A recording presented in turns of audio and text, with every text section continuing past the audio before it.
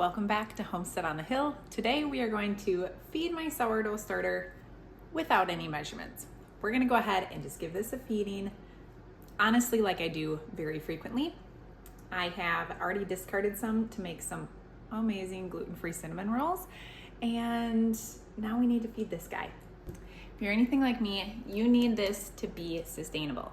You need this to not take a lot of time. You need this to be able to be done in a matter of seconds. And that's exactly how I do my feedings. Yes, there is science behind it, but no, you don't have to be exact all the time to still make delicious breads, baked goods, all the things sourdough. So let's go. Here we go. I have some brown rice flour, and I love the unifying brown rice flour from Azure Standard, but you can utilize any brown rice flour you desire. And then we have some water on the other side.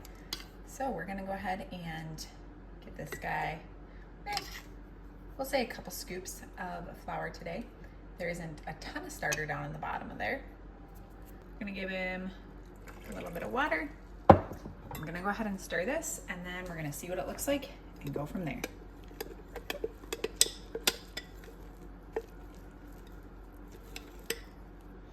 All right, so you can see in there it is pretty dry and crusty yet, so we're just gonna add a little bit more water.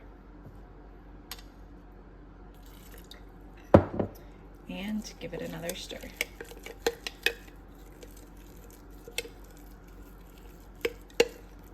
Getting better, but still pretty dry looking.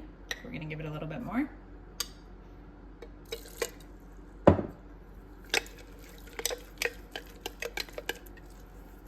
And there we go. You can see now the consistency of this. It's a nice thick batter consistency, not overly dry. All the flour is mixing in wonderfully. We're also not so thin that it's like pouring off the knife. I like mine to look about like that.